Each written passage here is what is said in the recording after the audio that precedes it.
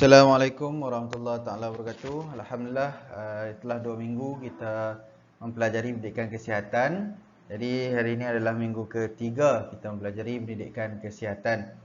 Okey. Jadi insya-Allah pada kali ini kita akan tengok revision dulu sedikit.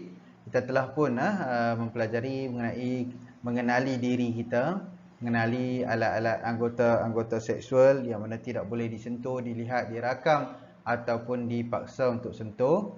Dan kita telah mempelajari bahawa terdapat 7 anggota seksual yang perlu dijaga: punggung, dubur, bibir, payudara, faraj dan juga zakar. Okey. Okey, 6. Okey, baik. Jadi seterusnya kita juga telah mempelajari pada minggu yang lalu bahawa menyelamatkan maruah. Bagaimana kita menjaga anggota seksual, iaitu dengan memakai pakaian yang sopan, menutup pintu bilik ketika menyalin pakaian, mengelak melalui tempat sunyi seorang diri. Kedua, kesan jika tidak menjaga anggota kehormatan seksual, kita akan mendapat malu dan emosi terganggu. Tidak disukai rakan, maruah keluarga akan tercalar. Okey, baik, pada minggu ini kita akan mempelajari tentang bagaimana kita mahu bertindak. Okey, apabila anggota seksual kita ataupun kehormatan kita dicabuli dengan cara disentuh, dirakam, dilihat dan sebagainya, apa yang perlu kita lakukan?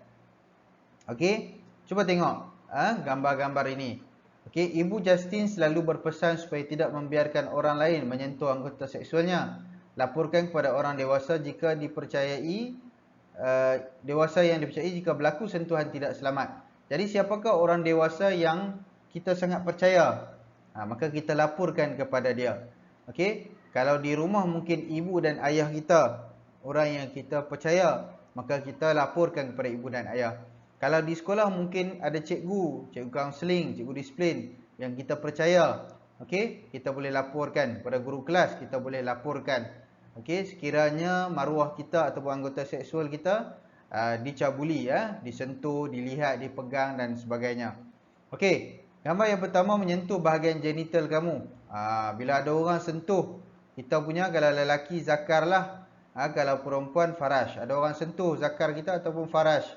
Okey, maka kita perlu memberitahu kepada orang yang kita percayai, sama ada ibu bapa kita ataupun guru yang kita percayai.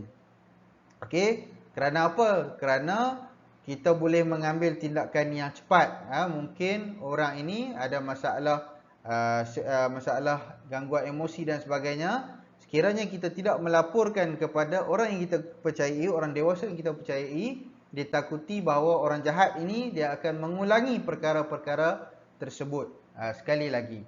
Okey, baik, seterusnya ada orang selak baju kamu, maka kita kena laporkan kepada orang dewasa yang kita percayai. Kalau dalam gambar ni siapa dia? Cikgu lah.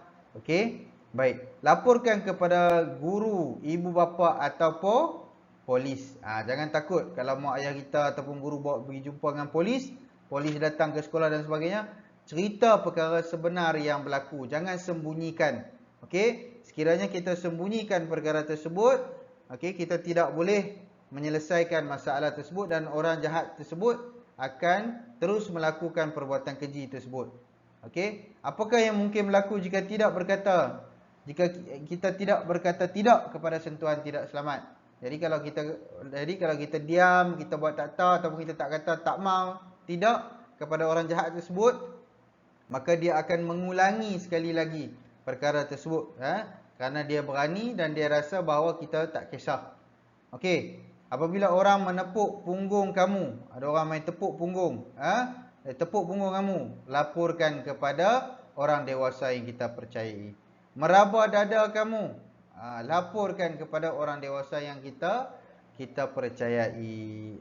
Ingatlah, pastikan kita laporkan, jangan kita duduk diam sahaja. Okey, kerana kalau kita tak laporkan, apa yang akan berlaku? Maka orang jahat tadi akan berleluasa melakukan perbuatan keji tersebut berulang-ulang kali kepada kita. Jadi kalau kita lapor pada ibu bapa, guru ataupun polis, maka boleh diambil tindakan kepada orang jahat tersebut. Okey. Baik, habis. Jadi latihan pada hari ini adalah jawab soalan-soalan ini. Okey, hantarkan kepada saya secara personal. Okey, isi tempat kosong dengan jawapan yang diberikan. Ini senang je. Kamu dah belajar kat mana payudara, di mana? Di mana zakar, di mana punggung, di mana faraj, bibir, di mana dubur. Kamu tulis. Okey, tulis balik dalam ni. Kat mana dia? Okey. Baik.